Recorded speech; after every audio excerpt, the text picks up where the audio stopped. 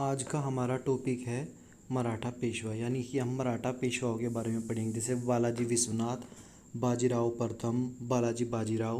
पेशवा मराठा के टाइम में एक पद होता है, प्रधानमंत्री की तरह होते थे, लेकिन इनके पास शक्तियाँ बहुत ज़्यादा थी और बाद में तो आगे चलकर संगोला की संधि के बाद ये वास्तविक प्रधान बन जाते हैं।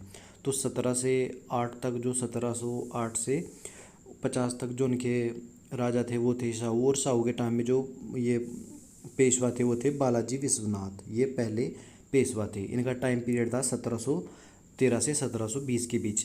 इन्हें मराठा राज्य का दूसरा प्रवर्तक माना जाता है, यानी कि एक बार तो पहले शिवाजी के टाइम में मराठा उत्कर्ष हुआ था, उसके बाद शिवाजी की मृत्यु के बाद काफ़ी उथल पुथल हुई, और दोबारा जो मराठा को शक्ति को सर्वोच्च स्तर पर पहुंचाया वो काम किसने किया? बालाजी विश्वनाथ ने। 1713 में शाहू ने बालाजी को पेशवा नियुक्त किया। मुगलों से समझौता किया हुआ। मुगल सूबेदार सैयद हुसैन से 1719 में दिल्ली की संधि की। उस टाइम मुगल भारत में सबसे बड़ी शक्ति थी, लेकिन उनकी शक्ति अब धूमिल पड़ चुकी थी, वो धीरे धीरे कमज़ोर होते जा रहे थे। तो ऐसे समय में जो बालाजी विश्वनाथ थे, 1719 में उन्होंने दिल्ली की संधि की। किसके साथ?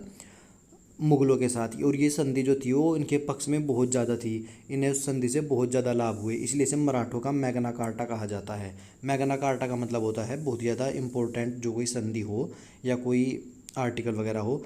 ये इंग्लैंड के इतिहास से जुड़ा हुआ है। इसके बारे में डिटेल में किसी और वीडियो में बात करेंगे, ठीक है। संधि की शर्तों के अनुसार मराठों को बहुत से प्रदेश, चौथ व सरदेशमुखी प्राप्त करने का अधिकार तथा शाहू की माता येसुबाई पत्नी तथा भाई मुगल कैद से मुक्त हो गए। इस संधि में क्या क्या हुआ? इस संधि में इन्हें बहुत सारे प्रदेश मिल गए। मराठों को लगभग 6 के संख्या थी प्रदेशों की, वो मिल गए, और चौथ व सरदेशमुखी प्राप्त करने का अधिकार भी मिल गया इन्हें मराठों को, ठीक है। और उसमें जो शाहू की थी, जो माता थी येसुबाई, उनकी पत्नी और उनके भाई थे मुगल कैद में थे, वो वे उन्हें भी मुक्ति मिल गई। तो आप देख सकते हैं कि संधि का कितना ज़्यादा महत्व था। तो आपको याद रखना है, बालाजी विश्वनाथ के समय में 1719 में दिल्ली की संधि हुई, जिसे मराठों का मैग्ना कार्टा भी कहा जाता है। अब बढ़ते हैं टॉपिक में आगे की तरफ। अब जो उनके दूसरे ये आते हैं पेशवा, ये सबसे ज़्यादा इंपॉर्टेंट हैं। बाजीराव प्रथम, इनके बारे में एक जो मूवी भी आई थी बाजीराव मस्तानी, वो इन्हीं के बारे में थी। इनका टाइम पीरियड कब से कब तक है? 1720 से 1740 तक। इनके अधीन मराठा शक्ति चरमोत्कर्ष पर पहुंची, ठीक है। ये मराठा शक्ति को जो शिवाजी के टाइम में थी, इतनी शक्तिशाली थी, उससे भी ज़्यादा ऊपर ले गई। ये समझ लेना कि इस समय मराठा पूरे भारत की सबसे महान शक्ति बन चुके थे, ठीक है। मुगल साम्राज्य के खंडरों पर मराठा राज्य की स्थापना व हिंदू पदशाही के आदर्श का प्रचार किया। जब ये पेशवा बने तो ये बहुत ज़्यादा यंग थे, लगभग 23 साल की उम्र थी इन्होंने। तो इन्होंने जो शाहू थे उनको सुझाव दिया कि जो मुगल साम्राज्य है ये इस टाइम इसका पतन हो रहा है, इसका खंडर बन चुका है, इसे समाप्त करके क्यों ना इसके स्थान पर हम एक हिंदू राज्य की स्थापना करें। तो इन्होंने एक शब्द भी दिया, हिंदू पादशाही। यानी कि इनका कहने का मतलब था कि मुगलों को का समूल विनाश कर दिया जाए और मराठा का जो ध्वज है संपूर्ण भारत में फैलाया जाए। इसी समय क्या घटना घटित होती है? जो निजामुल मुल्क था, वो मुगल जो सम्राट थे उनसे परेशान होकर दक्कन में आ जाता है, और ये हैदराबाद राज्य की स्थापना करना चाहता था। तो इसी समय से मराठा भी दक्कन में बहुत बड़ी पावर थी, तो इसे मराठों से युद्ध करना पड़ता है, संघर्ष होता है इसका मराठों के साथ। तो क्या होता है? बाजीराव फर्स्ट के साथ 1728 में पालखेड़ा का युद्ध हुआ, वह मुंगी शिवगांव की संधि हुई। ये दोनों ही चीज़ बहुत ज़्यादा इंपॉर्टेंट है, पालखेड़ा का युद्ध भी और मुंगी शिवगांव की संधि भी। किस किस के बीच हुआ? ये हुआ निजामुल मुल्क के बीच और बाजीराव प्रथम के बीच में। बाजीराव प्रथम की जीत हुई और इसके बाद इन्होंने संधि की, वो संधि का नाम क्या था? मुंशी शिवगांव की संधि। अब ये धीरे धीरे ऐसे ही एक्सपेंशन करते जाएंगे, ऐसे ऐसे अलग अलग टेरिटरीज़ को, राज्यों को जीतते जाएंगे, और बस हमें वही ध्यान रखना है कि कहाँ कहाँ पे इन्होंने क्या किया। 1738 में डभोई के युद्ध में गुजरात मराठा राज्य में शामिल हो गया। बस ये ध्यान रखना है, 1738 के करीब डभोई का युद्ध हुआ, और इसमें क्या हुआ? डभोई के युद्ध में गुजरात जो राज्य था वो मराठों के अधीन आ गया, ठीक है। इसके बाद क्या होता है? संभाजी द्वितीय के शाहू का चचेरा भाई के आक्रमण करने पर से 1700 में वारणा की संधि हुई।